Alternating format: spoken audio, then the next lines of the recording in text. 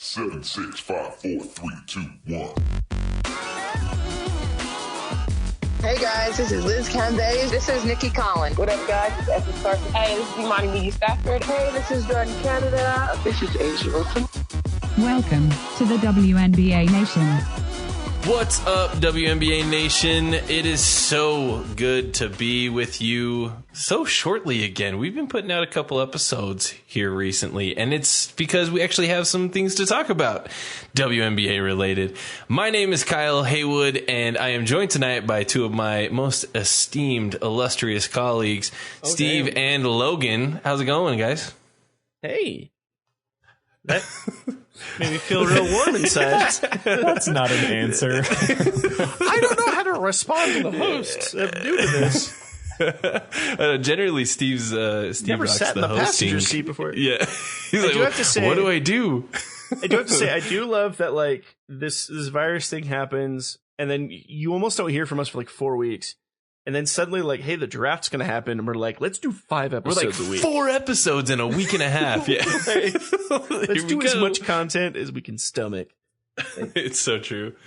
So. It's good. But we've actually been talking and hanging out for several hours today. It's been an absolute blast. We've been talking backwards and forwards all through WNBA trades, draft, everything. Logos. We had a good logo discussion.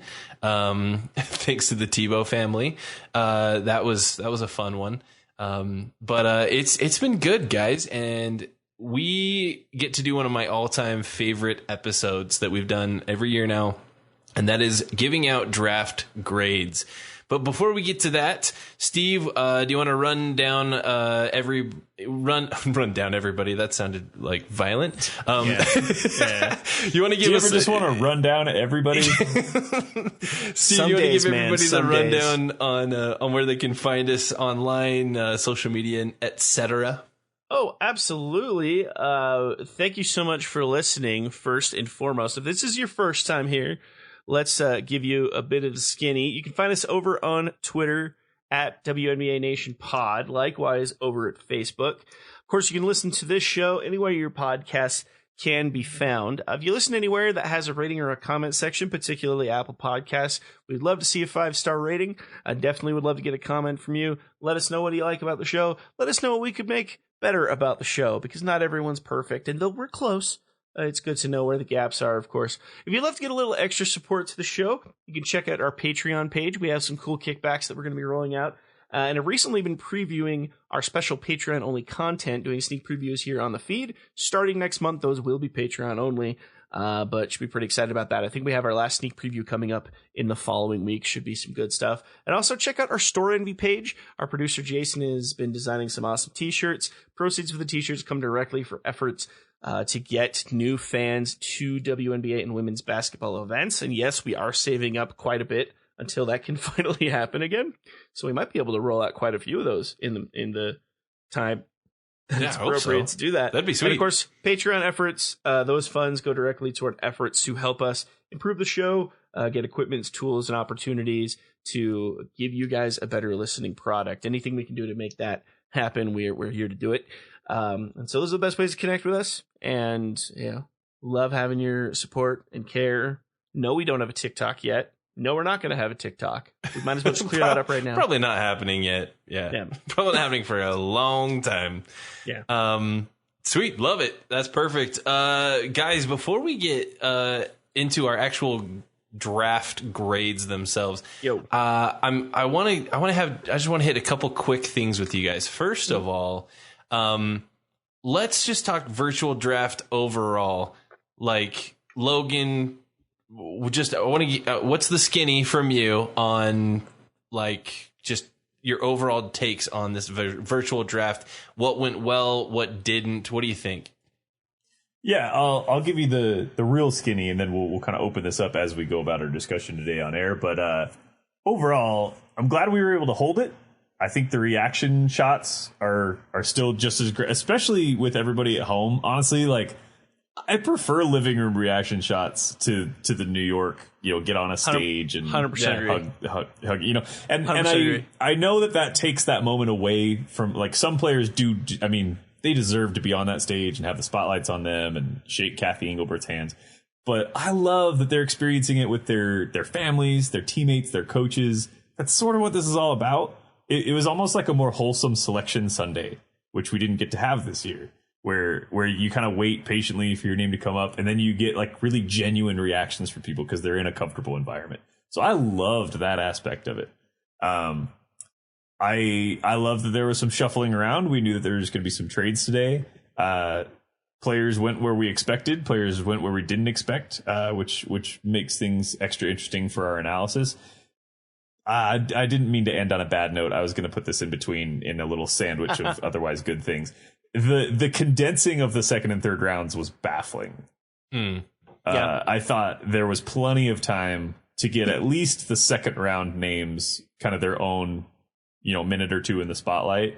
Racing through the second round didn't make a lot of sense to me, especially because of what was on air at the time. It was something that they could have, played 10 minutes later. I agree. I want to come back to that in just a little bit, because I think we've all got some takes on that. Steve, I want to hear from you, your side, positives, negatives, just overall impressions. I vibe a lot with what Logan said. I think I sort of just give it the classic solid C, in that I gave the first hour pretty much an A. I really liked a lot of the coverage. I liked that they were able to make it somewhat comfortable. They tried to give it a feel like the event mattered. You want to know an event that didn't do that? The horse challenge. That was just all right, we're on Zoom and we're gonna shoot baskets. And that's not just me being bitter about Allie Quigley being screwed out of the semifinals, but there were elements there. It was clean. The Gigi, Alyssa Altabelli, and Peyton Chester tribute, I thought, was very touching, very simple, very heartfelt. The responses from the families was really well put together. Vanessa wearing Kobe's hoodie was heart-wrenching, but she was very graceful in her response. That led into the draft that I thought was handled very well. So the first hour I gave an A. The second hour, the second and third rounds, to quote Senior Chang, I give an F and an F minus. It was... I think this is going to sound over dramatic. It was putrid to me, because there were so many segments that were needless, and then they just compressed all of these picks.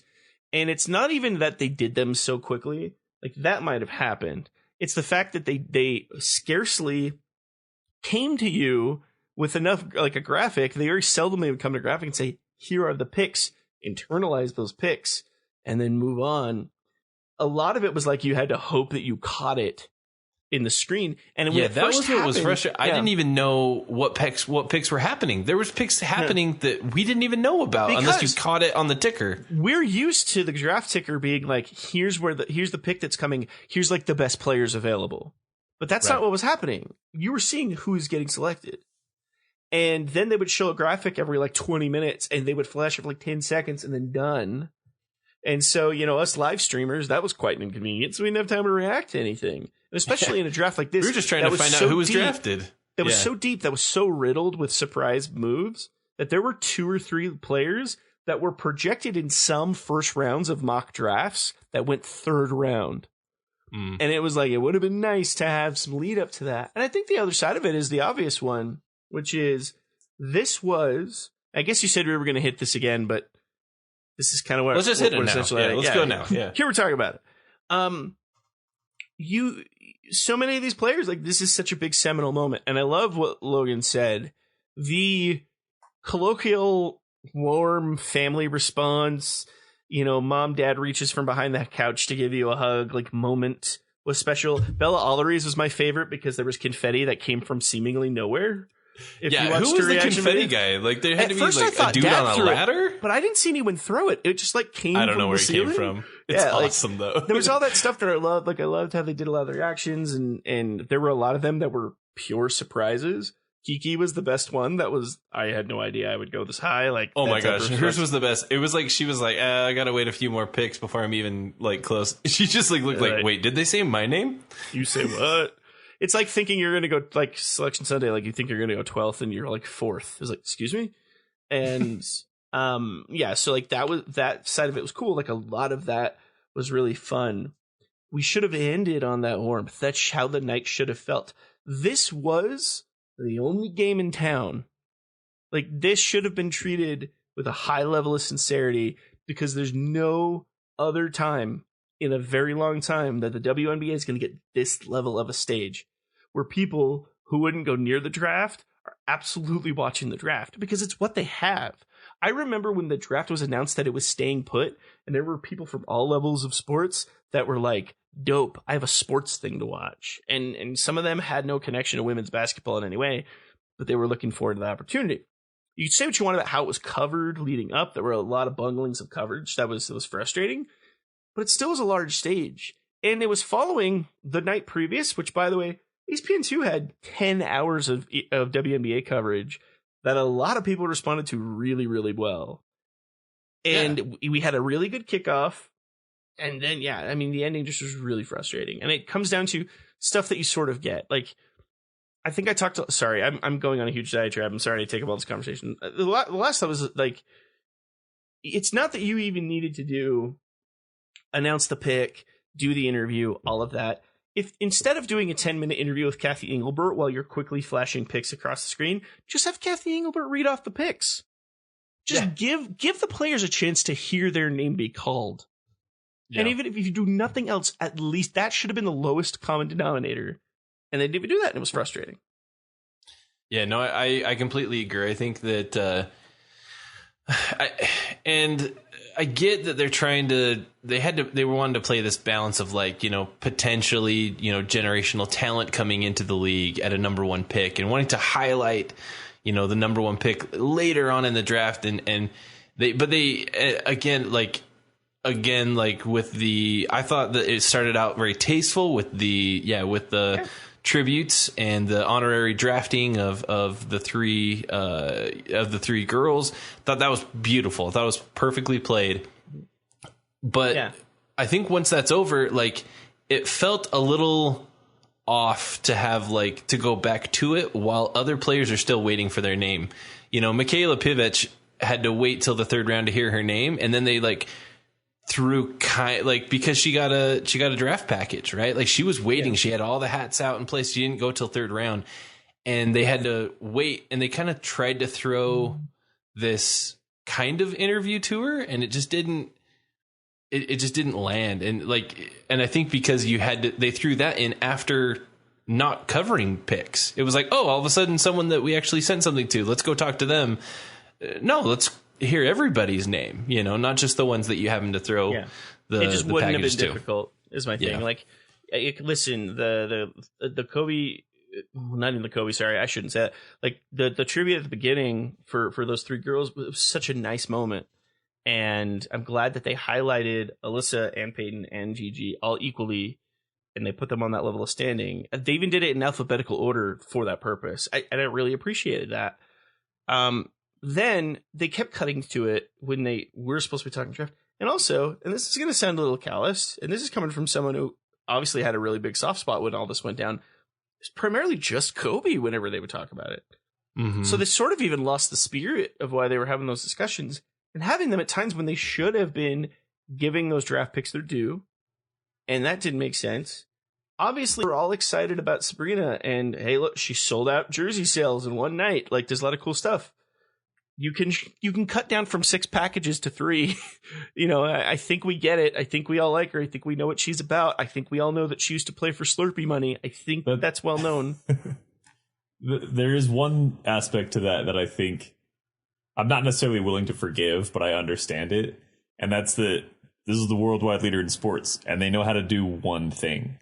And that's attach themselves to one face of a franchise and just milk it. Yeah. And they do that in every sport. They do it in every sport across the board. They find the one name that's going to get them the most clicks, and they amplify that to 90% of their content. Yeah, it's the WWE in them at ESPN. Like, yeah, like this person, like, look at them. I think the other side of it too is they feel a natural tendency to get lukewarm reactions they don't need. Like, the Kathy Engelbert thing was, they probably knew they should have been doing picks, but I think that they felt like they needed the moment of, all right, well, Kathy, how do you feel about the draft? And how do you feel about the virus? And how do you feel about, like, they need everyone to give the same response about the same thing. They did it during the horse challenge, where like they were like, Mark was legitimately cutting people off about to go take shots. Like, hey, before you do that, heard you got married. What do you think? Like, you don't need that. Like, this is not what we're here for.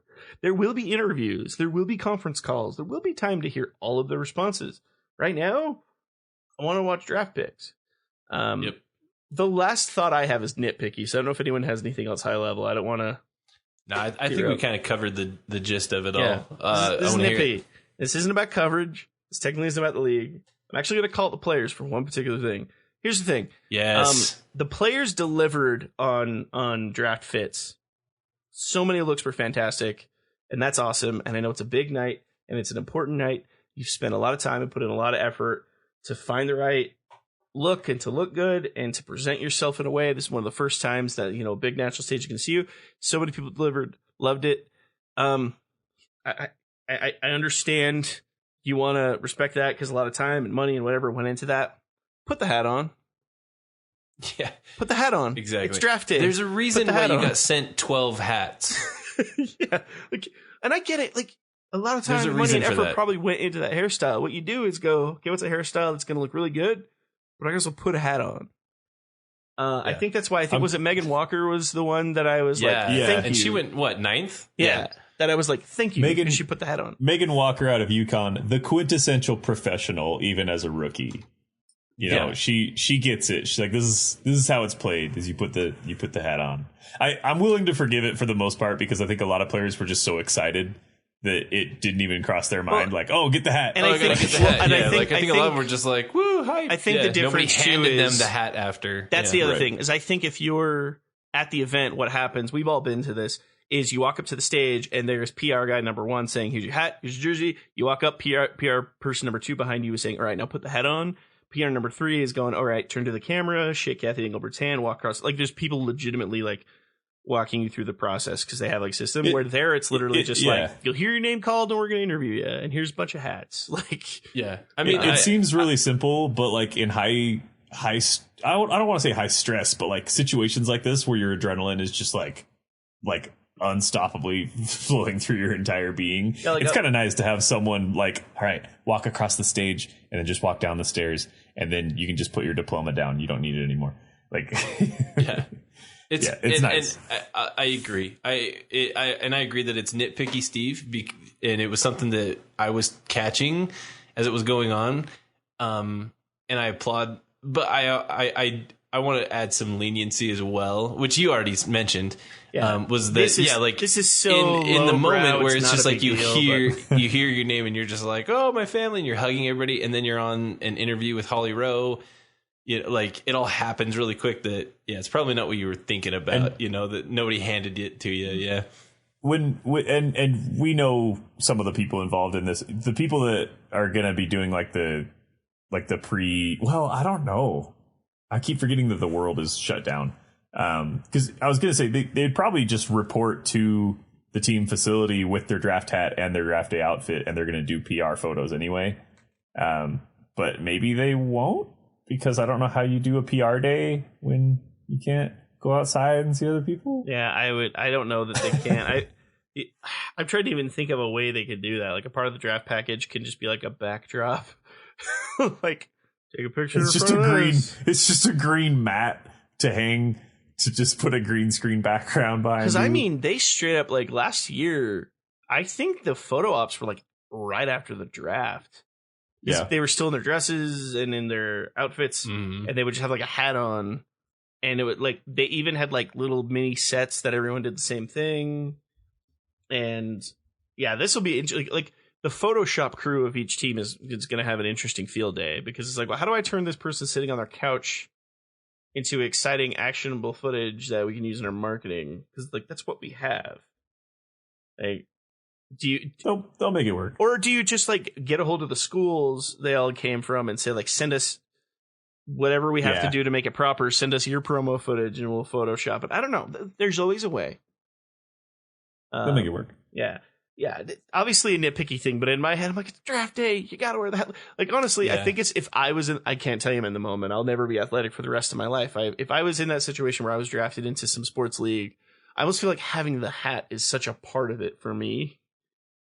That like, I would make sure, like, where's my hat? Like, it'd be like graduation without a cap and gown. Just like, I need but here's the thing. I'm a dork, and those are professional basketball players. That's the difference.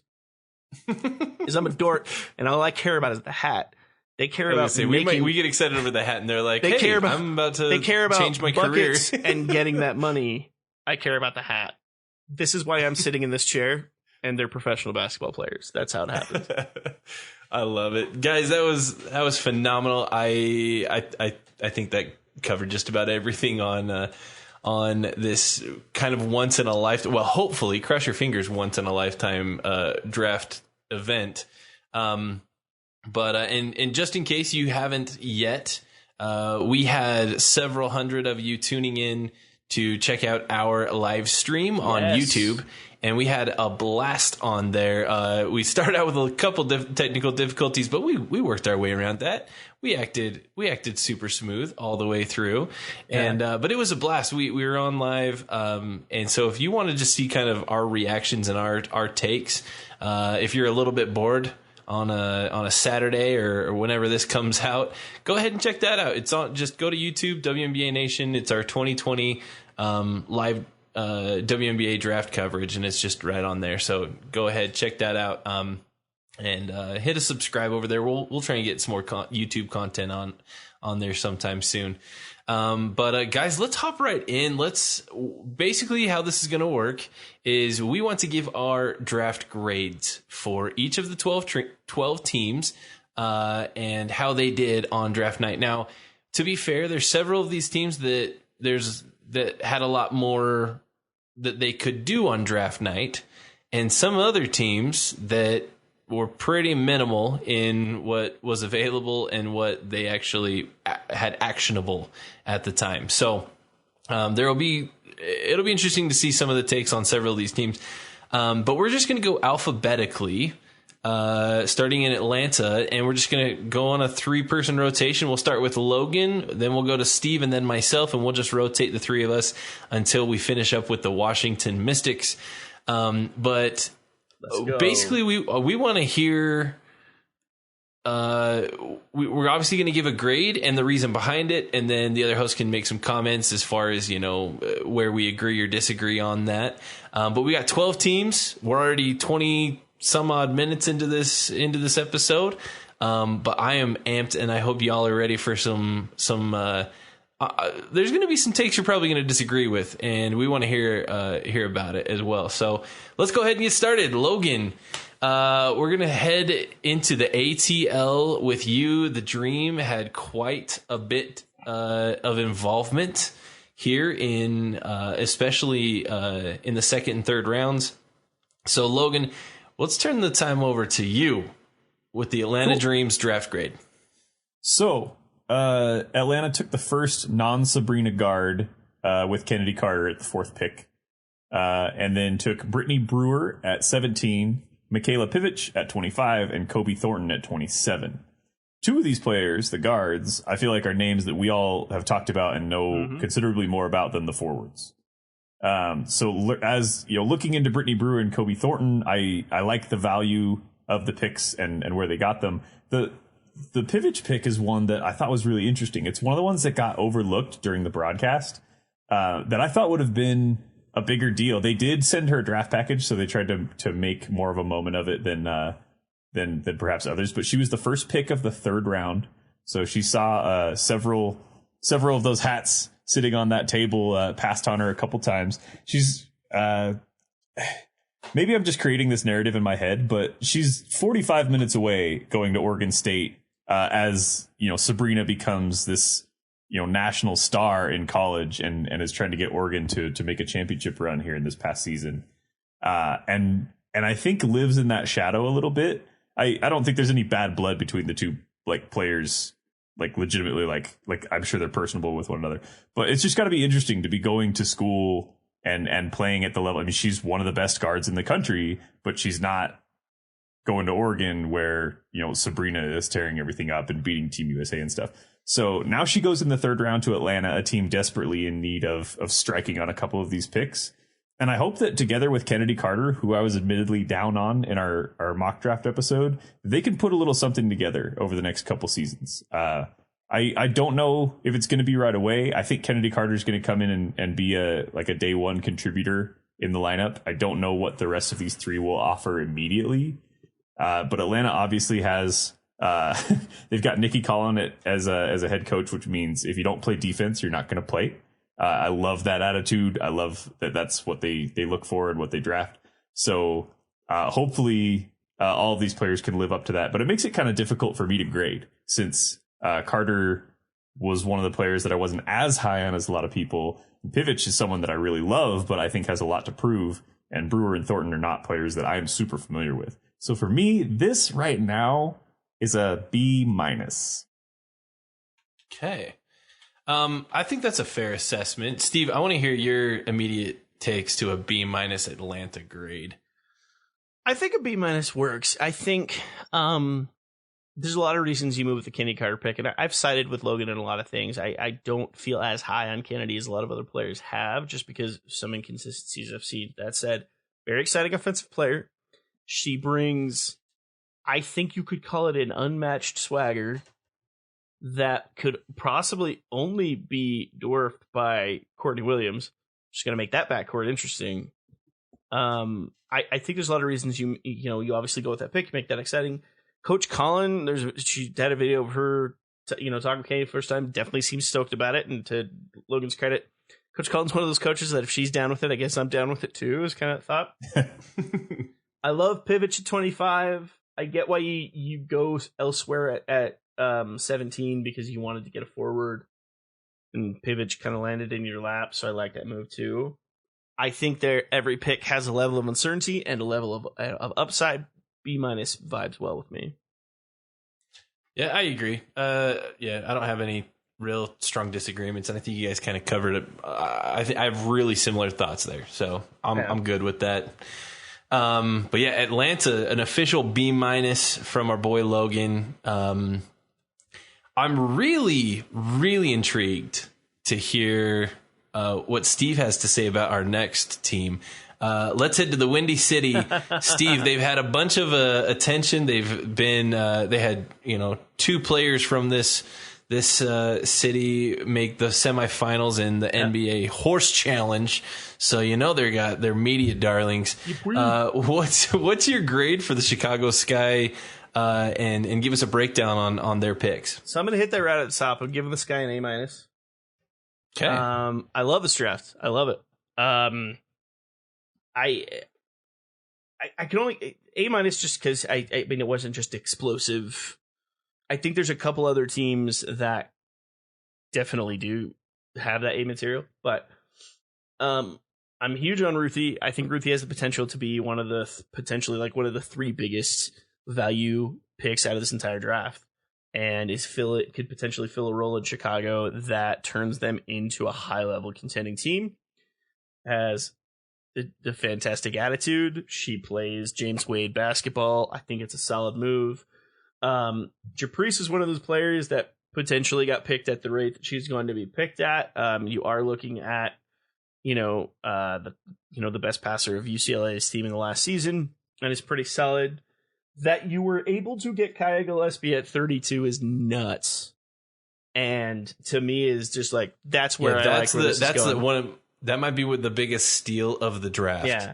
And Gillespie obviously at 32 was blowing my mind. All those GMs moving on her, I get it. Like maybe there's reasons, but at the same time, at the 32, that's pretty nuts. I think you have the chance to really build a lot of different pieces there. And one thing that I will say about the Sky, they have always done what they can to try to give their rookies an opportunity to shine. And when they shine, they get a little more rope. And they, it kind of grows exponentially. That's where Diamond DeShields got where she is.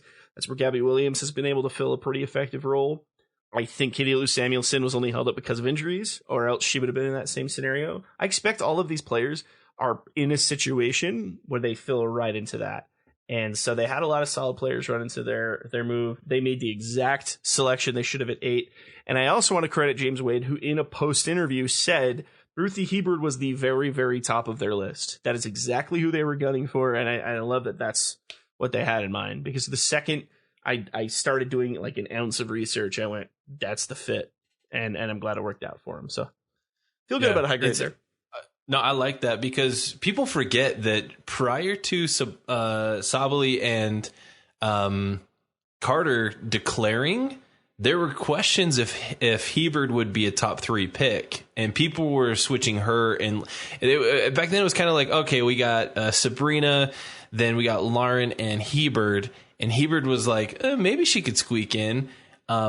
Prior to Carter and Sabally like declaring early, and so for her to drop to 8 with all of the craziness that has ensued, at the end of this college basketball season, I agree. I think that she's a very high value. I think people got a little too excited, not too excited, because Sabally's a phenomenal player, and so is Carter.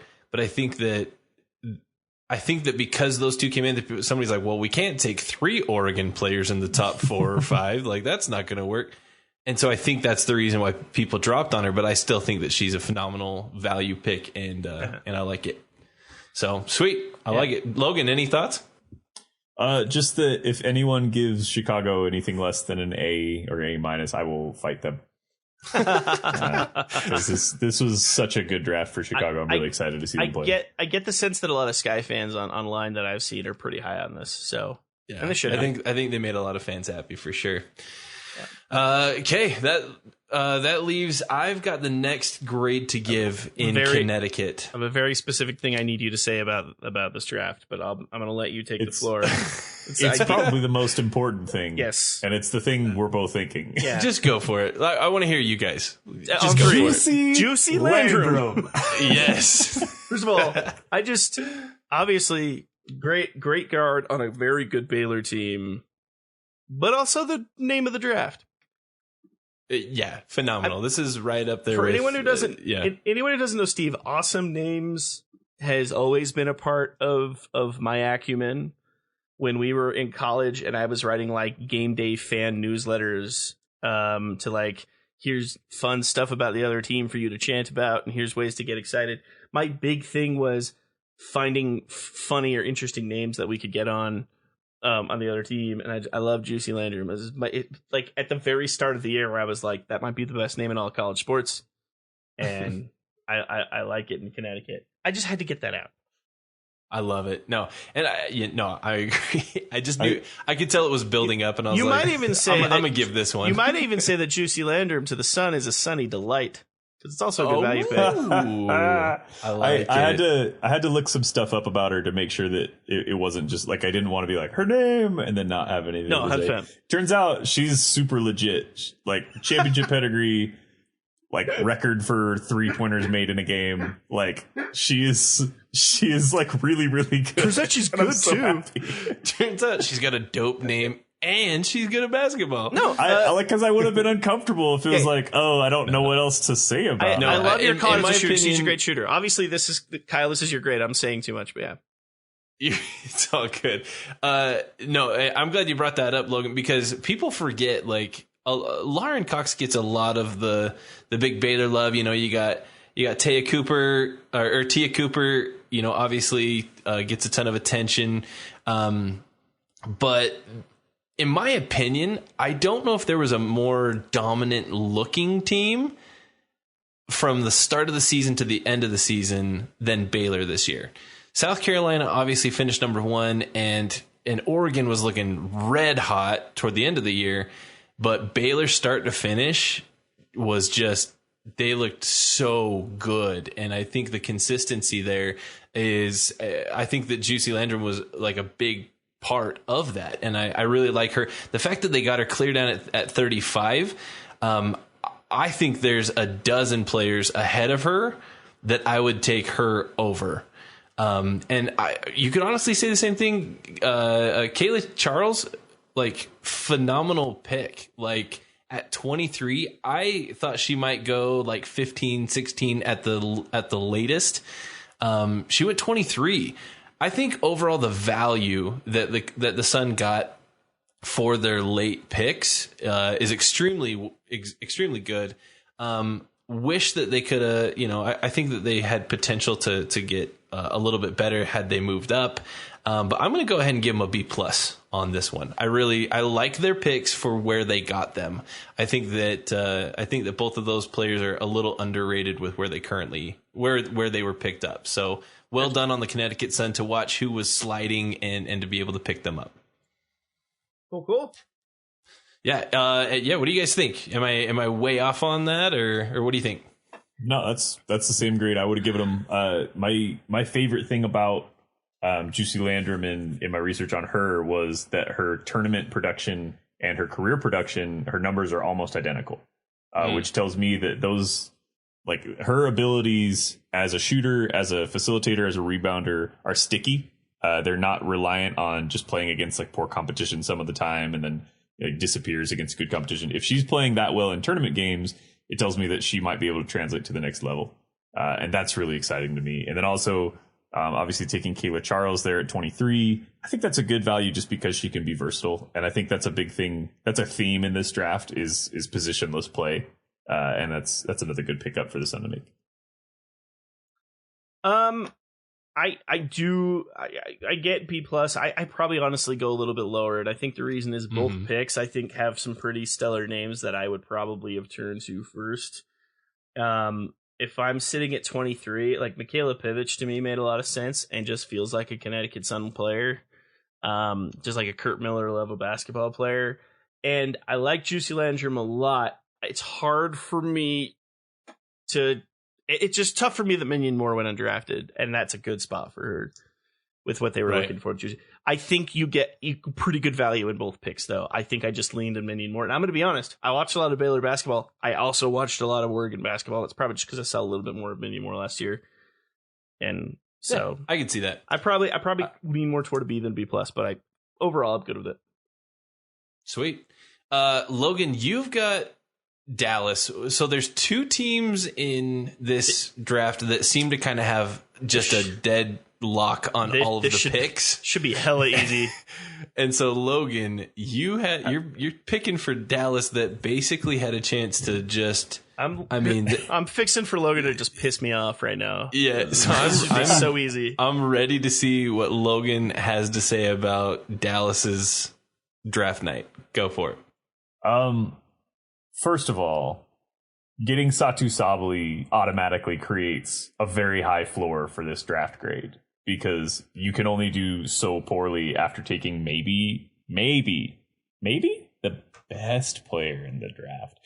Every time I say that, I freak out because Sabrina is as advertised, and I'm a big Sabrina believer, but I'm also a big Sabally believer, and I think she was the right pick at 2, even though Lauren Cox was there. I think you can say that.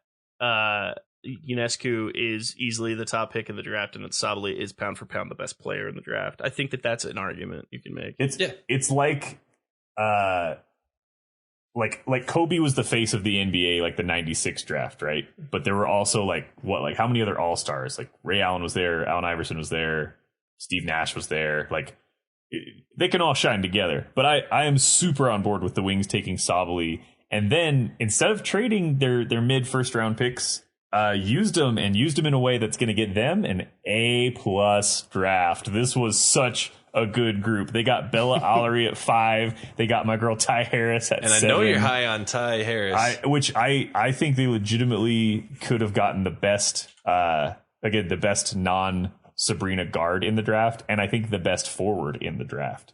And then Bella Allery, who obviously we talked about in our mock draft episode, we all just really like what she brings to the table. They also picked, I can't pronounce it, guys, Luisa, a center. Yeah, they picked a center out of Germany at pick 21. Geil Soder? I don't know. I'm making stuff up. It's supposed to be one of those languages where it's just exactly like it looks, but it's Geisel Soder.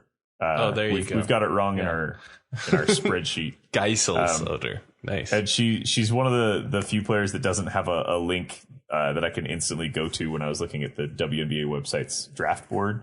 But they got this pick from Vegas and decided to take a center that averaged over 18 points a game. So that's if you can get a big who can score, even to build up your depth, that's certainly a pickup as well. So for me, not knowing what Dallas was doing all offseason, wondering what they were going to package these picks for, who are they going to use the picks on.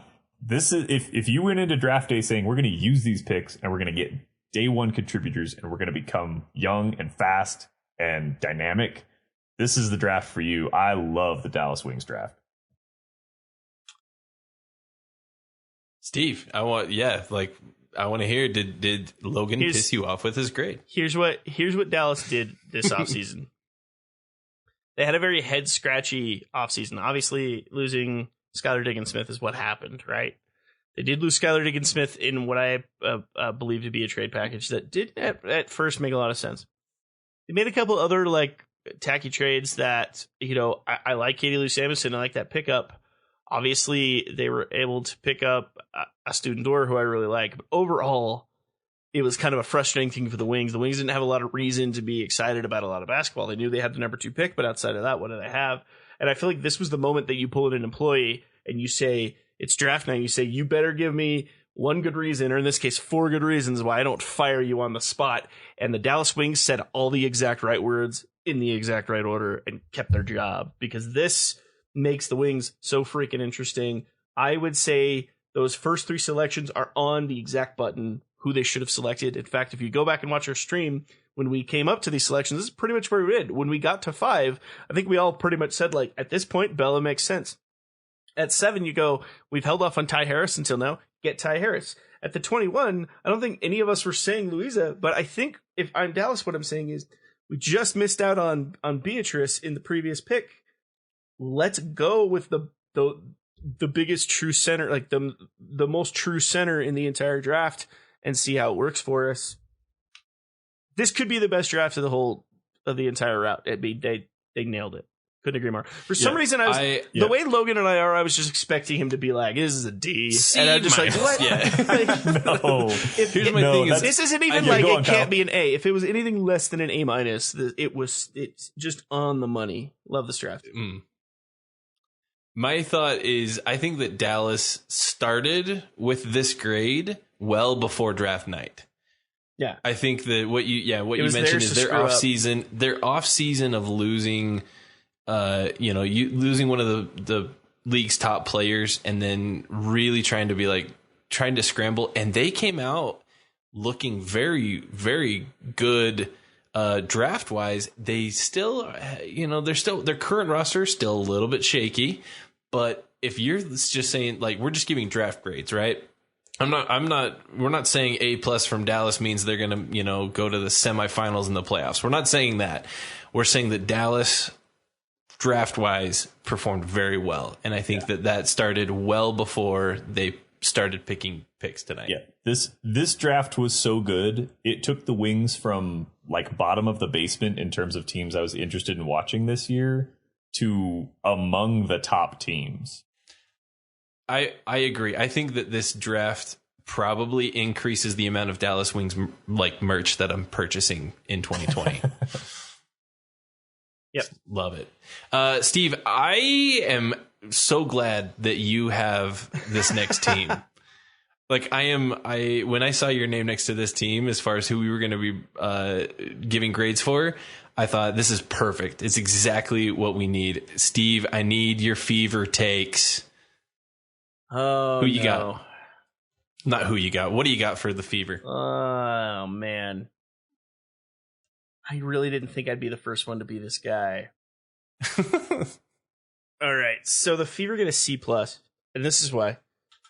Lauren Cox is Lauren Cox. That's a great selection. You don't screw that up. That's a good move. At the 28, I actually what kept this from being potential, not even lower, but for me, I saw they take 2 guards, and I remember thinking that is absolutely not a role you need to be filling right now. You're pretty darn guard heavy. I was ready to even be in the D range for this, which is crazy because Lauren Cox to me is an A-level pick, but I didn't like those moves. Kathleen Doyle, I don't have an issue with Kathleen Doyle. I think she's a solid player. How in the world you pass up on Crystal Dangerfield at that point is beyond me. Right. That's why that's low. And then I was going to go D level because I had the same take in the third round, taking Cammie Smalls, and when you had Japristine, Haley Gurecki, and Kai Gillespie, 3 of the next 4 picks, and that's where you went with it. Then I admittedly I haven't watched any James Madison basketball. I'm going to go look up stats. I'm going to go look up Cammie Smalls insights. And they might have gotten a real steal out of this play. I mean, absolutely skilled, magical passer. Most of her highlights are awesome assists. Knows how to drive the floor well. Honestly, plays a lot like a young Erica Wheeler. And I think you can get a player like Smalls, put them under the tutelage of Wheeler, and you might have something. So I know a C+ sounds weird because you picked up Lauren Cox. And I was just really high on their third selection. Dang it. Yeah, that doesn't add up, does it? All right, let's give him a B. I'm going to give him a B. Yeah. I didn't want to be that guy. I'm worried that we're going to have just like really flowy B's and A's across the board for everyone. Yeah. But I wanted to be mean because I was just like, oh man, they missed out on a lot of moves. But like Smalls really turned me around, and I don't want this to be another like the Fever screwed it up, because they may not have. I do like where they went with it. Iowa's put out some very quality, very skilled, very gritty players. You really could have nailed it if you got Dangerfield. If you're going to go with a guard at 14, I just don't know how they passed up on that. And you can give me as much as you want about like, oh, there's things they see that we don't see. Crystal Dangerfield. I just think it made sense. But gosh dang it, that Smalls pick honestly made me feel better. And it just feels weird to go super low when Lauren Cox was a no-brainer. I mean, they were in a perfect situation just to say like, now if they'd have went left field with that pick, that's where you go, okay, why? And all of a sudden there's things to talk about, but yeah. I have some Fever thoughts, as you might have imagined. Yeah. Where I'm at with this draft is I think Kathleen Doyle is actually a sneaky good pick here. The different, like, if I was looking at these same 3 names, but I knew that Dangerfield wasn't on the board at 14, I would feel really good about it. I see that. Yeah. I think that's what it is. Yeah. And it's just knowing that there could have been a Dangerfield pick here that really, I mean, we really believe in her being a difference maker. That feels like maybe they left a little bit on the board. But Fever, do not make Steve regret this B grade, because he has been a supporter of you through a lot of crap that I've been throwing your way for like 2 years now. And if you hurt him, I swear, do not make us look back at this in a year and say, oh, we gave that draft a B. Yeah, and it should have been a D. We should have crapped Don't do on it that when we could have. I like it. Because the thing is, I was ready to be down on the pick. I like that small selection the more and more I look at it. And it's hard. But yeah. It's the context of I could have given them I did give you a lower grade and I changed it on the fly. I did this for you, Indiana fans. I did this for because we believe in you. To be Hall of Famer and then some. Like we want this to happen. We're trying. We're rooting for you. We were all rooting for you. We all want the Fever to see. Yeah. The league is better when the Fever are good. And it has not been the case basically since we started this show. It's about time. Let's go.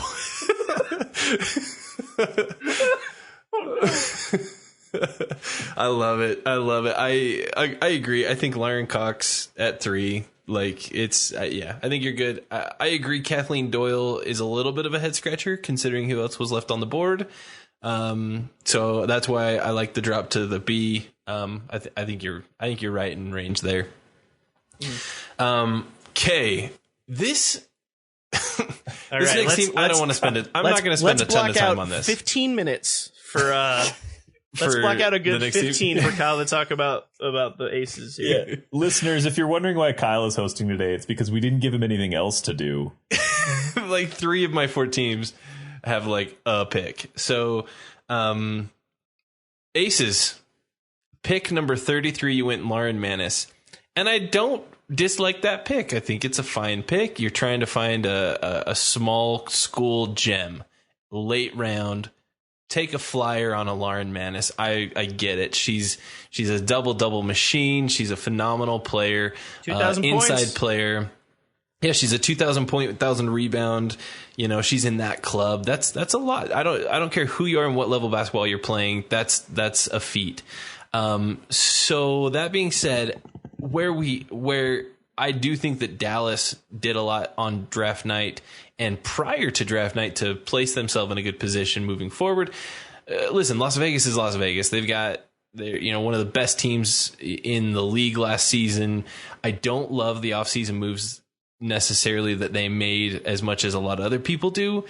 And I don't love that they basically are leaving like an incoming, like there's no new blood incoming to kind of push these vets to say, hey, like, watch out, I'm going to take your minutes because I'm hungry. I don't love that. And so for this reason, Lauren Manis is a decent pick, but I can't give you more than a D. Las Vegas. Ooh. Yeah. Here's the thing. I don't think Lauren Manis is that D. I think it's that you could have made a play to pick up another pick or two. Yes. And I think this was a good enough draft that it would have made like I'm looking at Seattle with Haley Gurecki. Like you couldn't have made a play to get an extra pick or move up and get a Haley Gurecki or get like it just that's where I'm at.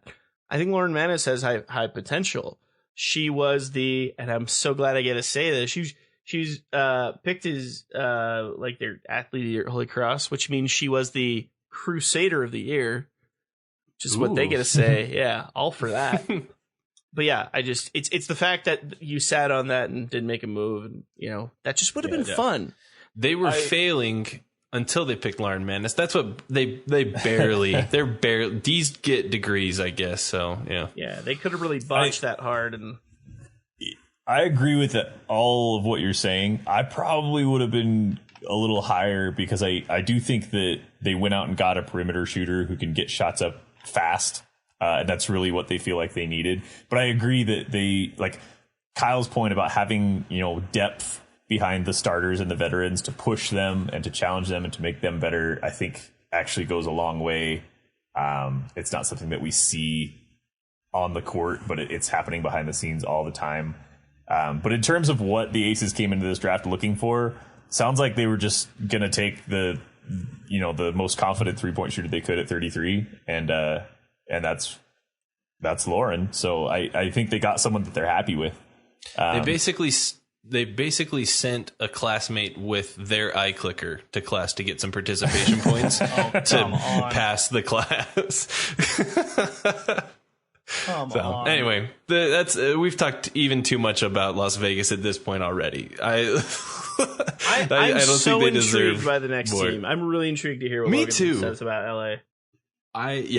I'm really curious about what Logan's takes are.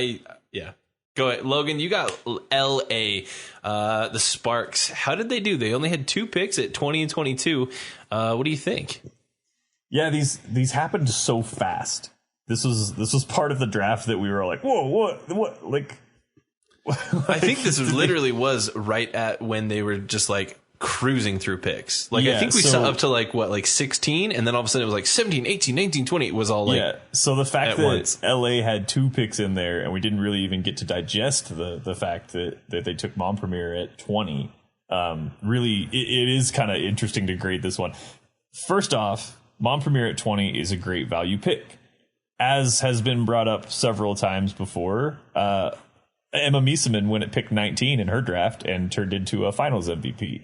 I think Montpellier is the type of player that we're all looking at like, are we really sure we wanted to let the Sparks get her at 20? Because all the drafts that I looked at had her gone pretty much in the first round, but definitely in the early second. So I think there's a lot of value there, obviously. That feels like it was a good pick. And then they get a 6'4", small forward out of Germany at 22. To my shame, another player that's hard to find info on and I don't know a lot about. And so this is hard for me because I think you pick up a young big and you pick up Mom Premier at a position that you probably didn't go into the draft thinking you were going to be able to get, B? Is a B okay? I think B works. I'm asking okay because I don't know. I really, Beatrice is such a good pick here. And the Sparks are already a team kind of, they have their core together, so they're not looking for a top of the draft game changer necessarily. And then obviously it's always good to have depth in the form of a 6'4" shooter. So they've got that going for them. What do you guys think? I like B. B's fine. I think that the value pick in Mom Premier is solid. I do. And I actually really I think that she's going to do well with the current Sparks roster. I think that she could really shine in that system. This is one of those that it feels like a B now. I hope that it maintains. I'm interested to see just how much time either of those players get this next year. I hope they give Beatrice a shot, but I watch how much play Kalani Brown got last year. It makes you wonder. But overall, the B stands for Beatrice. I think you go for it. Beatrice. The B for Beatrice. This seems like as good a time as any because it's about in the middle of the teams that we're looking at. We know just practically that in every draft of every sport, not every pick is going to be amazing when all is said and done.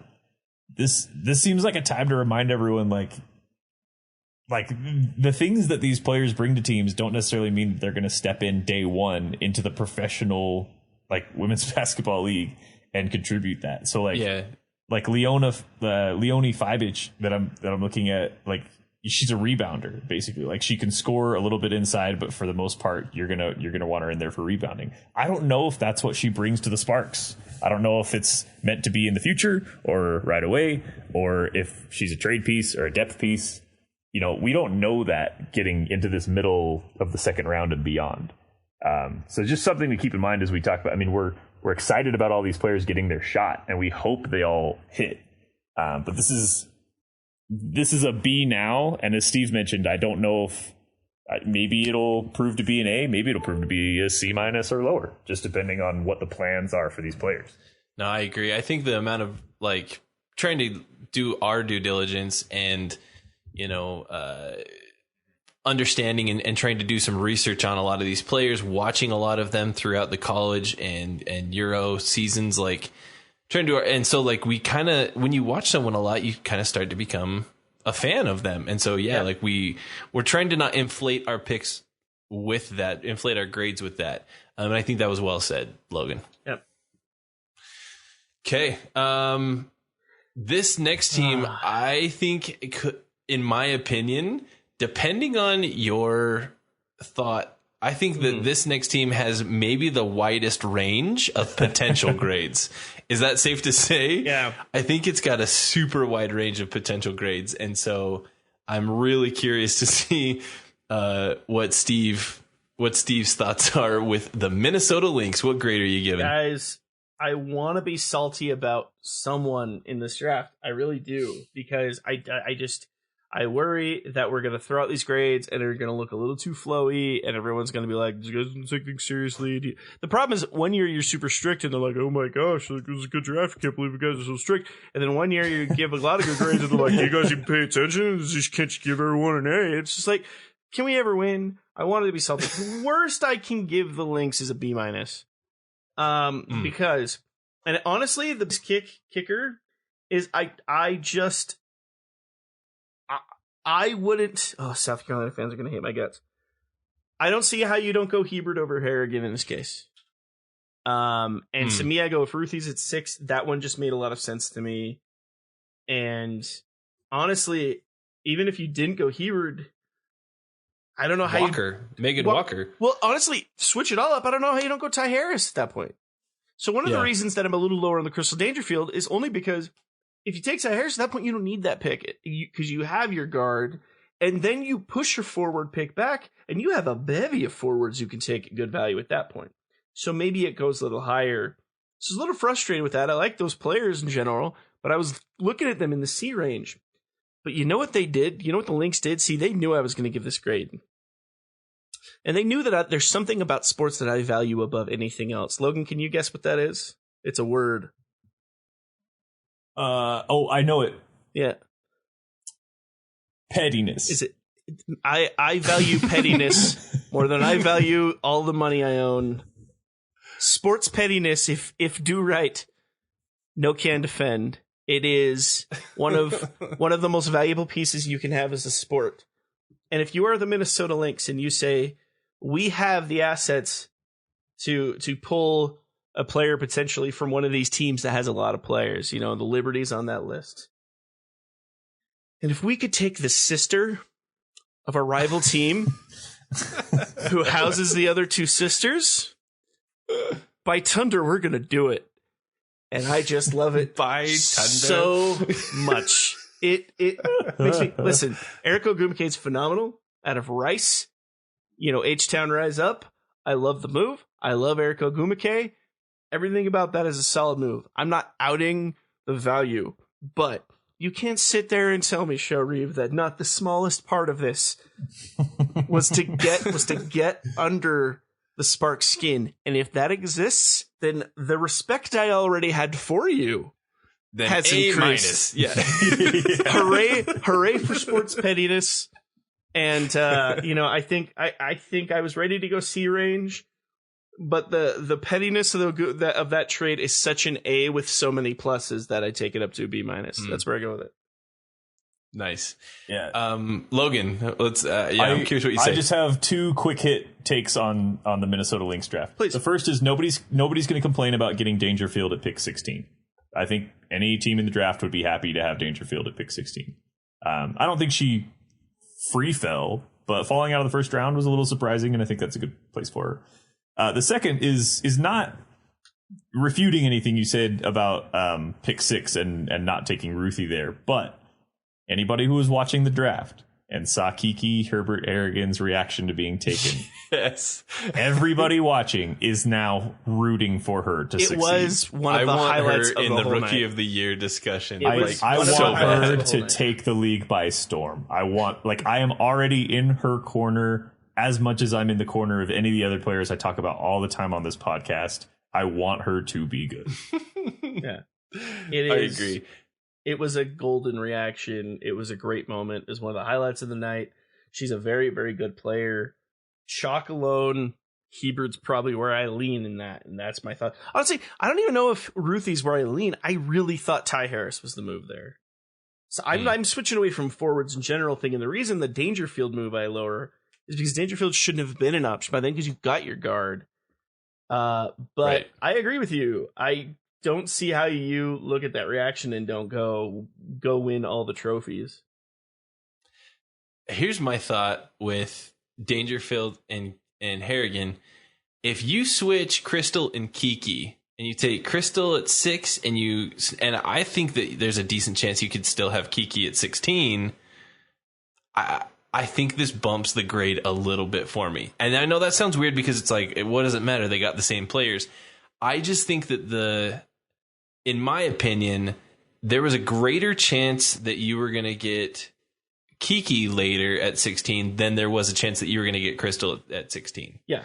And so because of that, I'm like, why would you pick them in that order? If you were going to if you know that you need a guard, like, yeah, I think I agree with you guys. I would have taken Ty Harris, but let's say that Cheryl really likes Dangerfield. If you take her at 6 and Kiki at 16, I feel a little bit better about it. Which is weird to say because it's the same players, but that's just my 2 cents on it. I'm trying to find a video of the reaction just because I want to watch it again. And it's so good. I'm having a hard It's time. so good. I'm having a hard time Her picking it up. eyes like shoot out of her head. Like, what? It's so good. I love it. That was it was beautiful. It was phenomenal. Yeah. it really I'm was. so excited that we finally give you a team with I stuff. get to talk about a team. You get to talk about Yeah. the Stuff. team, Kyle. Yeah, like if gave you the it was team. if you weren't going to give me Dallas, give me New York, because I feel like that New York, that beautiful new New York logo was all over my screen the whole draft night, and I love it. Oh, I have one really quick. Sorry, I don't mean to cut you off. I did have. You talked about reactions for Kiki. I do want to say Yeah. there's another underrated Lynx reaction, and that is Shanae Ogumike on live television reacting to finding out that her sister was traded. It was pretty classic. Like on ESPN, just like, wait, what? And just literally hands to her head, like, what happened? Anyway, I forgot about that moment. I had to call it out. As you were. Beautiful. No, you're good. So anyway, going to New York, this is I think where New York has a lot of opportunities, and if you play it safe, you're going to come out with a pretty good grade. So here's my thing. Obviously they got the number one pick right. She is the number one pick. It's a no-brainer. You didn't screw it up, basically, New York. I can't give you, like, that's perfect, right? Walker at 9, I like a lot. I actually think Walker was probably, like, my third pick as far as bigs in this draft. I think behind Satu and Lauren Cox, I think in my opinion, I take Megan Walker like after those two. Boom, boom. That being said, to pick her up at 9, I think is a really, really solid. Now, they're 10 and 12. Really, they basically are walking out of this after trades and everything. They're walking out of this with 4 first-round draft picks. Oh, excuse me. We do have Kylie Shook. Yes, thank you. We have Kylie Shook. So they've got 5 picks, right? And and it's 5 of the first 13 picks, which is really interesting to me. That they went that way. Hang on a sec. Oh, and Leanna Odom. Oh, and Leanna Odom. Yeah, I'm like, no, there was one more. Like, I knew there was one more. Leanna Odom is also on there. Okay, so there we go. Boom. We've got 6 picks now. All right, sorry. We're adjusting our spreadsheet as we go. We missed the second round here. Be smart. So did the broadcast. Oh. You're coming out with 6 players. You've lost Tina Charles, but you've now gained a new face of your franchise. You got Megan Walker at 9, and then you went 4 picks out of 6. You went 10, 12, 13, 15. Now, if the only reason why this isn't a higher grade is because I think that there was something left to be desired based on who was still available in those 10 through 15 picks. So that being the case, you didn't mess up number 1. If all you did was come out of here with Sabrina, it's a great draft for you. Megan Walker at 9, I love. The rest of these, I'm like I'm not a GM, I'm not a coach, but from where I'm sitting, I think that you left a little bit on the table. You left me wanting a little bit. So the only reason why I'm giving you an A- is that right now, there. So, but I am giving you an A-. They went out of their way and traded up. They traded for Jocelyn Willoughby. They moved Ogumike, and they picked up more of a wing level forward and Willoughby. I like that. Willoughby's the one of those last 4 that I do like, and she's their 10, which is great. And that was a trade. That wasn't a pick. Like they traded to make that happen. I agree with you in the sense that Kylie Shook was shocking. Like it was, it's Jasmine Jones and Kylie Shook back to back. I did not expect. Leanna Odom's solid, right? Those are 2 quality forwards. You're leaving Joyner Holmes and Beatrice Montpremier on the board. And that's perplexing to me, just from where I'm sitting. Agreed. Yeah, no, that's exactly that's my thoughts. And if you're gonna go a guard, I really like a Tia Cooper over a Jasmine Jones. Yeah. Who went? Cooper went at 18. So I just think that they left me wanting. So they're getting an A-. I mean, they came out. They're going to come out. Those top picks are going to be probably franchise changing for them. However, those late first round, early second round picks, I just I think I'm a lot more lukewarm on those. So there we go. There's my New York take. I want to hear you guys' thoughts. I like it. I might have even went with a B plus. I honestly, I mean, I don't want to be too overtly dramatic. I don't love the Louisville picks. I really don't. Mm-hmm. They were perplexing. And look, I don't know what Walt knows that I don't. I know it's a lot more than I do. But Walt is a phenomenally intelligent man. But, he's such a smart guy. I might go more in the B plus range, but I see the A minus. I mean, you not only drafted a generational player at 1, you might have drafted the generational player at 1. Obviously, Asia Wilson and Bree Stewart were kind of those last in line. And you can say best pick since Asia. You could say best pick since Bree, and those are correct. There's a chance you could even say like best pick since Maya Moore. Like obviously time will tell, but that's the level, not only just in terms of how good of a player she is, in the level of popularity she's going to spring, in that like the whole stardom, that buzz level. However far back you want to go, you could go. I might stop at Stewie for the time being. We'll see. Right. But you could go a long way. And that's that idea of like, well, how do you go under an A minus with that type of thing? Yeah, exactly. Megan Walker cements that really well. I think Willoughby to trade up for really good. Just the rest of those picks just kind of left me scratch my head a bit. Mm-hmm. Is all. Yeah, no, I agree. Logan, do you just Any hate that takes, Logan? analysis? Yeah. Yeah, New York picked the only player in this draft that's already an icon. So obviously that's going to carry, their grade. And we love Coach Walt, and we're excited for what he could do with that. Yeah. I have kind of this cinematic vision of Sabrina and Megan Walker entering the league together as rookies and carrying the Liberty to a title in 2 or 3 seasons, and going through their careers together as I don't want to use the. I'm not going to use that comparison because I don't like that comparison. Like a Cooper and Swoops. Yeah. I think it would be fun to have those two on the court together in the same uniform for like a long time. You guys, you got to listen to W History when it comes out. Sorry, you said Cooper and Swoops. Man, you guys got to listen to W History. It's going to be nuts. Those are obviously the headliners. I love the Willoughby pick. At 10, there were still some other players that I probably would have gone with, but I know less than Walt, and we like him so much. And that's the perfect case because they're high on Willoughby because they went out of their way to nag her. Out of their way to get her. And that tells her a lot. And that, players want to play for coaches that are like, look, we could have had a lot of players and we chose you. The next 3 picks, we all were a little bit like, okay. Like I found myself trying to justify like, here's probably what he's thinking.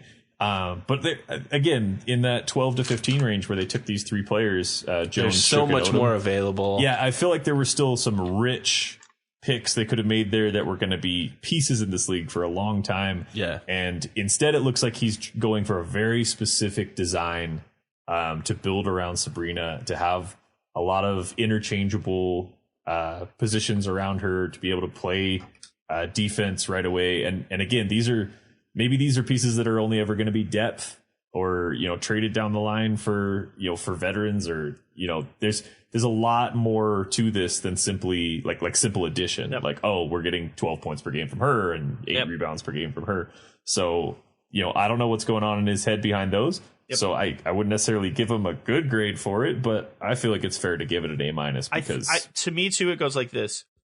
You moved your at the time franchise player for those picks. Yeah. That's what you got back for moving Tina Charles. So in a lot of ways, you did Tina a solid. She wanted to be somewhere where she could play for championship. She wanted to be somewhere relatively close to home. Washington was that fit. I think she very much helped set the narrative for where she was going to end up and for that move to happen. That said, you moved Tina Charles to get the 9, the 12, the 13, and the 15. The 9, I think, was a slam dunk. The 12 through the 15 just makes you wonder. Yep. I think getting Walker probably, it certainly adds a lot of intrigue to the future, in addition to all of the clout that Sabrina brings. But this seems like as good a time as any to just mention. I've never seen a reaction to a drafted player like we saw across the board with Sabrina. And we remember Asia Wilson being drafted, and it was a big deal. People knew her name. ESPN tweeted it out. Like, we talked about it. But I think Sabrina is going to bring a lot of eyeballs to this league that maybe no one else has tapped into before, and I'm very excited about that. Yeah, that's just something you can't deny. Yeah, I think the marketability of New York went through the roof in literally 2 days, a 2 or 3 day span with new brand, highly marketable player, already bringing a huge contingency of a fan base to a large market team. I think that this was a big step forward in a New York team that seemed to the last couple seasons be sliding just a bit. Yeah. I'm just seeing the video of Ruthie Heber's car parade. Sorry. It's so good. It's so good. Just snow on the ground. That rules. Guys, that was fun to talk about a team that I was giving a grade for. Thanks. Yeah, which by the way... let's do that next year again, because my last one's not much anyway. Either. By the way, you talked about like large market. I do want to say, I don't want anyone to ever question me on my claim on how rigged draft lotteries are. I don't want to hear a dang word. There's a reason. And this is coming from an LA. There's an a LA reason guy. that the New York Liberty and not the Indiana Fever had the pick that got them Sabrina Ionescu. There is a reason, that the Las Vegas Aces and not the Indiana Fever had the top pick last year, because we thought she was coming last year. And yes, Kyle, if you're going to call me out the Laker fan, yeah. The Los Angeles Lakers had 3 out of 4 number 2 picks, botched all of them, but that's what they had. The draft is rigged. The Pelicans got to pick up Zion because they knew they were losing Anthony Davis. Every last Cleveland Cavaliers selection that's gone one ever, because it was making up for LeBron James. The lottery is rigged. It's just how it is. So are you saying for the Fever to get the number 1 pick, they have to like move to Baltimore? For the Fever, they got to move to Miami. They have to move to like London. Like, yeah. They have to be so like cataclysmically bad that the math won't make up for it. Which they were close in 2018. Or I was going to say the last couple seasons we tried that strategy already. They were 12th place in back-to-back seasons and still couldn't lock it down. Or they have to be like the new Clippers, like the secondary large market team. Yeah. Like, because don't listen to them. Don't listen to them, Fever. We're going to get you to the playoffs this year. Dude, Fever are going to be the 6th seed in the playoffs. We're going to talk about the playoffs. Not lobbying that the Fever should leave. Stay in Indiana. You got a great thing there. I'm just saying, the lottery, maybe not every year, but at the right moment for the right circumstances, the lottery is rigged. It's just how it is. That's why you don't see a ping pong tumbler anymore. That's why they just tell you who gets the pick. When the Fever moved to Boston, that's when they finally are gonna when they're gonna get it. We're making a lot of Fever fans pissed off because we're making non-claims. I got a lot of peeps that I know real well in Indiana, and if they're listening in, just so you know, I want the Fever to stay in Indiana, because then when I come to visit you, I'm hitting a Fever game. Here's all you need to do: invest in your commerce, find a way to expand your visitorship, overreach your infrastructure and housing to get more people to move there. Expand your television create market. A wonder of the world. Literally become a large market, and then the Fever is solid. There you go. All it takes. That was fun. And New York deserves a ton of... they had the most picks. They were all over the place all night long. Great discussion. That being said, I'm really intrigued. I think that these last three teams are going to be... maybe not quite as much discussion, but I think we might see some variety in our grades here. Let's go to Phoenix. Logan, a couple of picks here for the Merc. What do you got? And let's see. I'm curious what you've got and what X Factor fans are going to be saying about you. All right, Phoenix. So you picked twice in this draft, which tells me you really think. You really believe in your existing core. You're not really looking for the reload just yet. I'll just give you a little bit of a spoiler. I think that's a little bit of a mistake. Obviously, the core is going to be mostly the same this year, but I think this was the draft with teams like Dallas and New York picking like 4, 5, 6 times. There had to be a pick or two in there that you could have leveraged somehow. And And I'm a little nervous that this year will happen, and then next year's draft, you'll be thinking maybe we should have invested in developing some young talent last year. But as it is, you selected 2 guards. Here's a fun fact for you guys. There were 5 finalists for the nation's Lieberman Award. It's basically just the Point Guard of the Year award. The first 3 were Sabrina, Ty Harris, and Crystal Dangerfield. You guys know who the other 2 are? I'm wondering if they're Tia Cooper and Stella Johnson.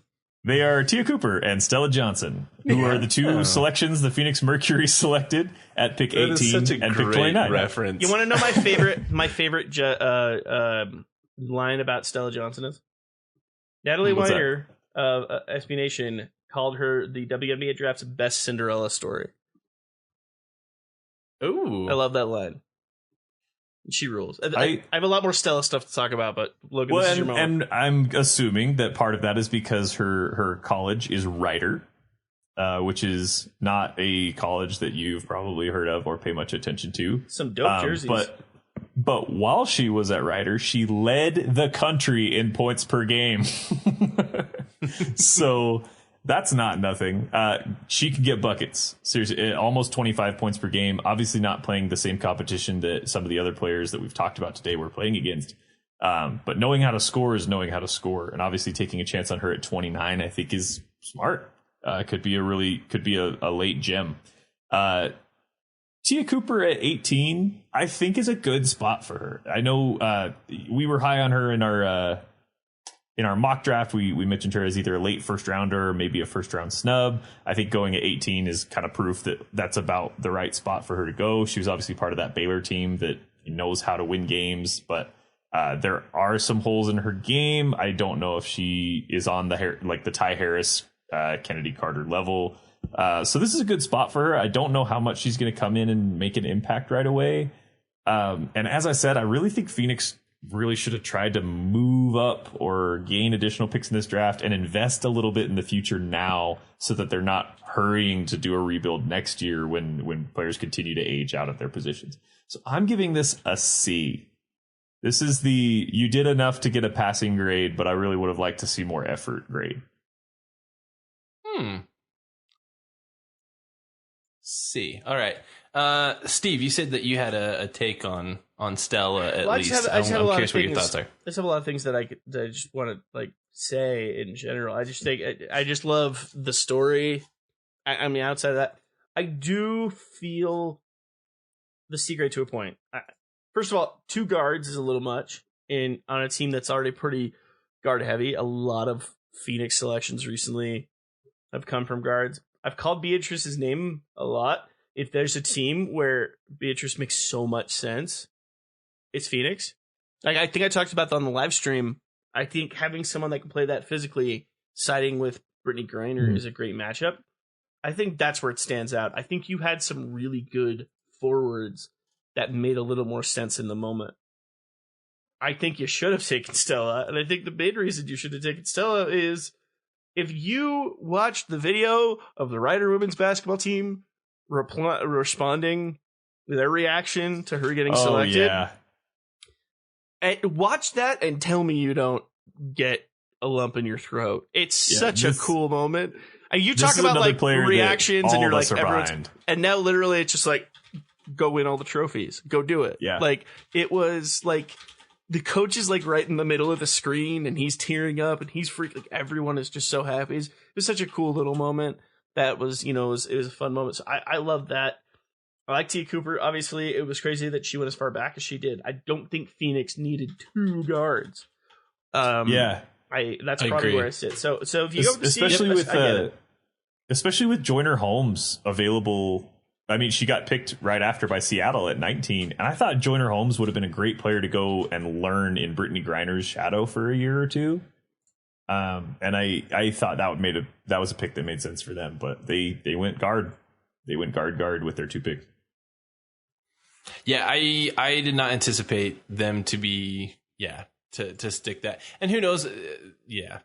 I think that we're going to still see some movement across the board. I think there could be some additional trades coming up, but I think that's Yeah, I think C's good. I might have even dropped a little lower, but I am trying to not be a Phoenix homer. I seem to always be high on the Merc. Oh, are you? And then they just break the. Are they you just break it all the time. Three straight championship predictions, Kyle. That's not 3. I only gave him 2.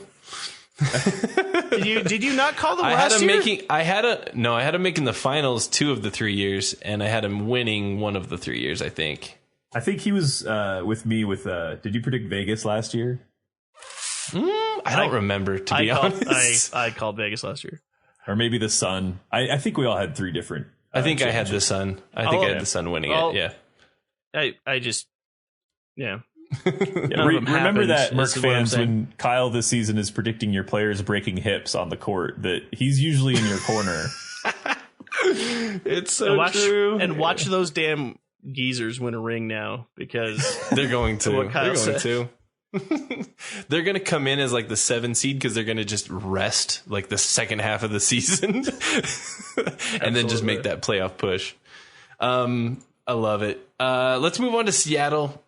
Steve, you've got the Seattle pick, and again, there's kind of a wide range. I think that there are 3 names that a lot of people, they're names that everybody's pretty well familiar with, but they went first, second, and third round. So I'm curious your take on the Seattle draft grade. I think it's very wide range. Storm get an A. Yay. Now, obviously, I think Locks is a steal. After the pick was when it became pretty clear she probably is going to play the 2020 season. I don't take a ton of stock away from that, for one thing. Who knows if there will be a 2020 season? There's a lot of things behind that. Secondly, when I saw that selection, and then when I saw that she may not come back, my immediate thought is you might want to go pick up someone else in their stead. And there were legitimately 2 names I thought of. One could have made a lot of sense, which was Joyner Holmes. There were a couple other names. And then I thought, man, if you're going to go crazy, you could even pick up, I don't know, like a Haley Gorecki or something nuts like that. If you know that they're going to be coming back. And then you went and got Haley Gorecki. I like everything that they moved. The thing about the Storm right now, if obviously I was big on Beatrice at that move. That's what I had predicted. I love Kit Loxa where that stands when that'll kick off. I think Joyner Holmes was a steal at 19. My thing is, this is a Storm roster. You have Bree Stewart coming back. That's a pretty tight roster. They made some really smart moves in the offseason. It's hard to say that any rookies they pick up are going to get a large nest of playing time altogether, that considered. So if they do, I think, do you have players that can make quality minutes? You take a Joyner Holmes and you put her under the Natasha Howard tree. I think that works. You take Gorecki and you put her under the Sue Bird / Jordan Canada tree. I think it makes a lot of sense. These are high value picks that are going to potentially last a long time. It's hard to say that you picked up stars, but you picked up those types of moves that made you the 2018 champions. That's the value of what you're getting here.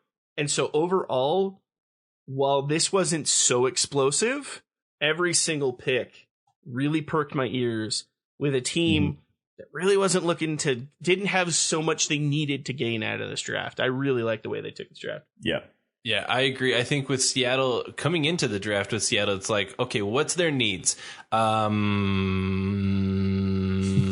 Really, like that's such a hard, how do you, unless you're picking up like one of those first 3 spots, like you don't really have, like, there's no real need that Seattle has. They've got their guards figured out. They've got really solid wings. They were a 6 seed last year, missing 2 Hall of Fame level players for the season. And you're a 6 seed.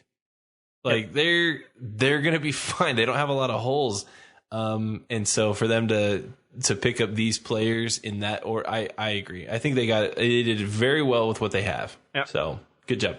Loved it. Okay. Speaking of teams that are looking really solid. 20, maybe 25 minutes here? Yeah. Block that out? Okay, got it. Mystics, here's the thing. Here's the thing. here's the thing. Logan hit the nail on the head. You're the reigning champions. You've got Deladon. You got Miesemann, hopefully. You got Tina Charles now. Atkins, Natasha Cloud. Like, you got a pretty solid roster. I'm not going to lie. It's a good looking roster. And you're looking to defend. I don't hate the fact that you went 24 and 36, but we're giving draft grades, not as far as like where I think you're going to end up at the end of the season grades. That being said, even at 24 and 36, I'm not overwhelmed. I just wasn't impressed a lot with either of these two picks. Agnew's is solid. I see you taking like a mid-major flyer there.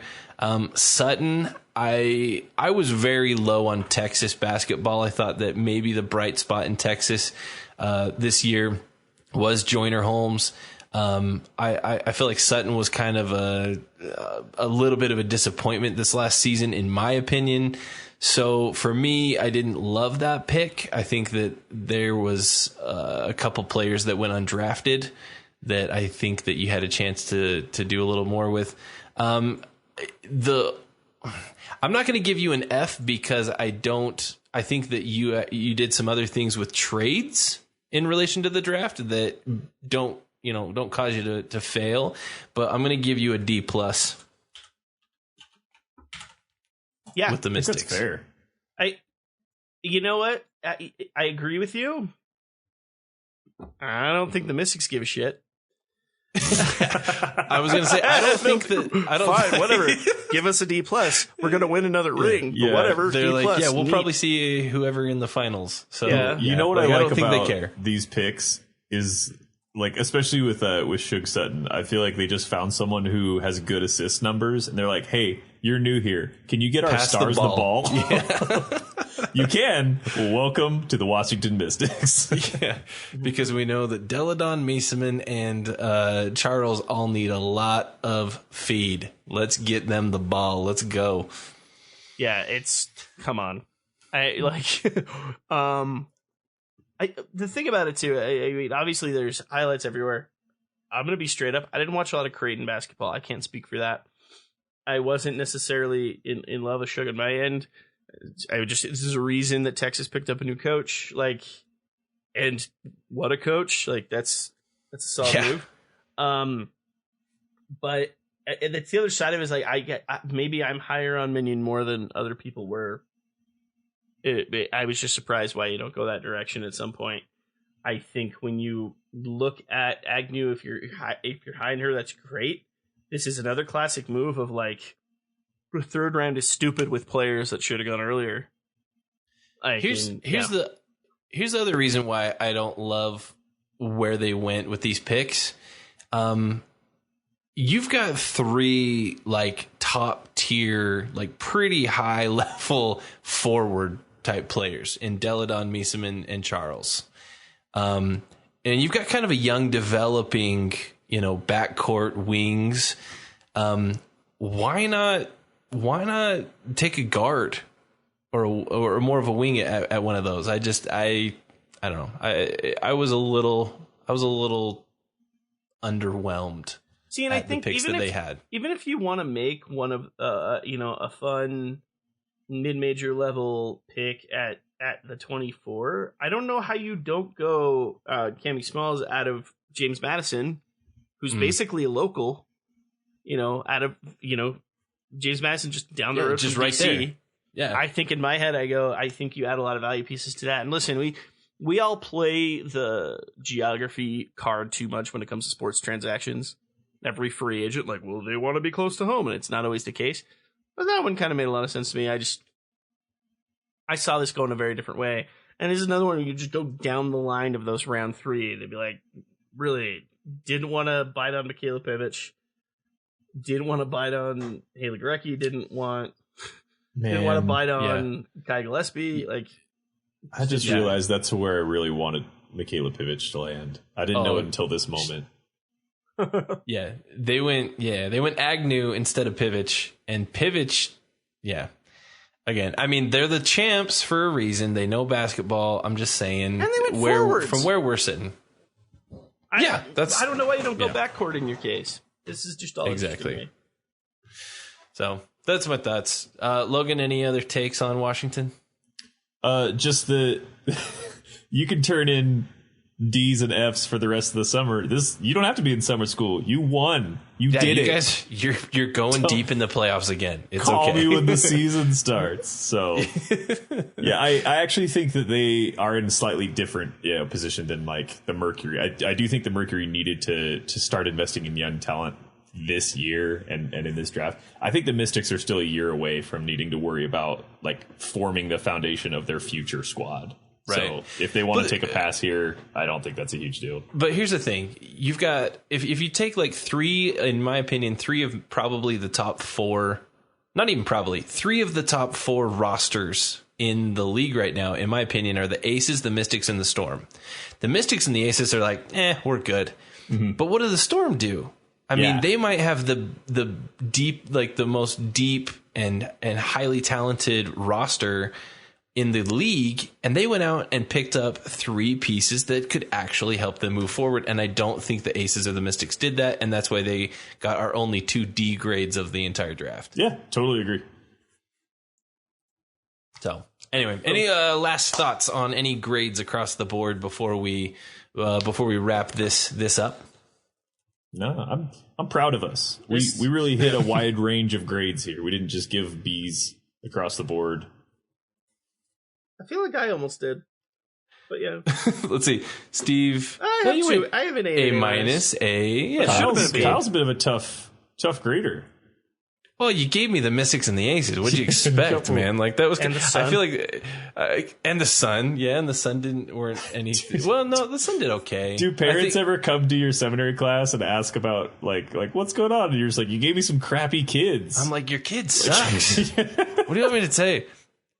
No, because the only parents that come in have good kids. Like, actually, this is more a case of like, you never tutor my child. What's going on? And you're like, your kid has straight A's and got a 36 on the ACT. Like, what do you want me to do? Yeah, like, that's what this is with the Mystics and the Sun. It's just like I can't teach. They should be teaching me, really. The Mystics and the Aces got a D and a D plus. They got the 2 lowest grades. There's a decent likelihood we see those 2 teams like in the finals this year. Yeah, like, they could easily be a finals. Well, and often in the draft, there's a reason that A drafts are A drafts. Yeah, because often they they're not were terrible the things, years before. Oh. Yeah, it's true. All right, guys. Well, hey, let's wrap up. It's been a long day, but a good day. When I woke up this morning and realized it was draft day, I've had a little pep in my step, and I just loved everything about draft day. It's finally some live sport that we've been able to enjoy. Again, thank all of you for tuning in, for listening to us. Make sure you're subscribing. Make sure that you're hitting that 5-star rating for us. If you want to reach out to us, if you're a new listener, just in the last couple episodes, reach out to us. Send us a Facebook message. Hit us up on Twitter. We'd love to hear from you. Send us a DM. We'd love to tell us how you heard about us. Tell us what is getting you into the WNBA. If you're a new WNBA fan as well, we want to hear from you. Seriously, reach out. We'd love to chat and get to know you a little bit better and hear your story as to why how you found us. If you're, again, as Steve mentioned earlier, if you're looking to support the show a little bit more, we do have a Patreon that goes toward all of our production costs that are coming out of our own pockets. And we appreciate any and all of you that are currently contributing to that. We really couldn't do all of this without you. We appreciate it. Hit up our merch, Store Envy. It's WNBANation.storeenvy.com, I believe. Did I say that right? Yes. Right? Yeah, Store Envy with only one E between the store and the envy. Exactly.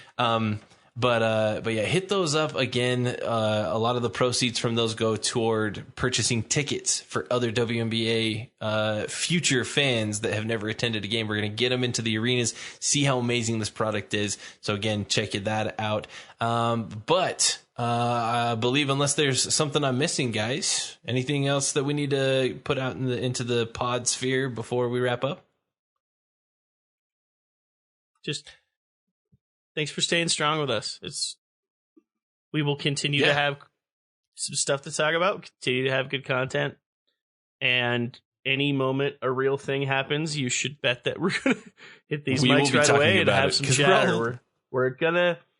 You probably not heard this in a while, but we're going to get through this together. Got it. In these uncertain times, we're going to get through this. Beautiful. Legitimately, next time you watch just right television, just tally the amount of times you hear that phrase in a commercial. It's so in accurate. These uncertain times, like, I get it. It's scary.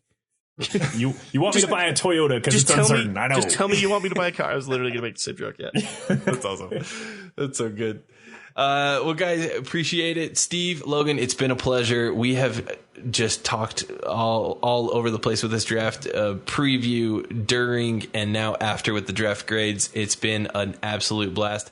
Shout out to our main man, Jason, who has been doing so much behind the scenes. You guys don't hear his voice as frequently as all of you want to. Trust me, it's a silky smooth experience to hear that little growl of Jason's. But this just got interesting. But you may not know it, but he was there for the whole live stream. He was behind the scenes working on technical difficulties, trying to make things run smoothly. Just give all your credit to Jason. We can't do much any of this without him. Yeah, he absolutely kills it. And so, next time you see us, see us on Twitter, give him a shout out. The son of a gun's in med school, for goodness sake. He's in med school and still producing this podcast and show. And so what a baller. And in the middle of moving his family to another country for med school, he designed the shirt I'm wearing. Jason is a miracle worker. I know that it has to do with our podcast. I was just really hoping that you're just wearing like just a nice shirt, just like a nicely contoured shirt. One of those, because he sends us graphics all the time. One of those like random graphic shirts that he's just like made and be like, "Hey guys, do you like this?" And Logan just has bought several of those. Some Project Runway high fashion like that Jason's been doing behind the scenes. He's a doctor, a podcast producer, and he knows every one of the mother sauces. He's literally the most knowledgeable person of all of us. It's not even close. All right. Well, guys, for the three non-Jasons of the podcast, for WNBA Nation, I'm Kyle Haywood. I'm Steve Schwartzman. I'm Logan Jones. And we got you next time.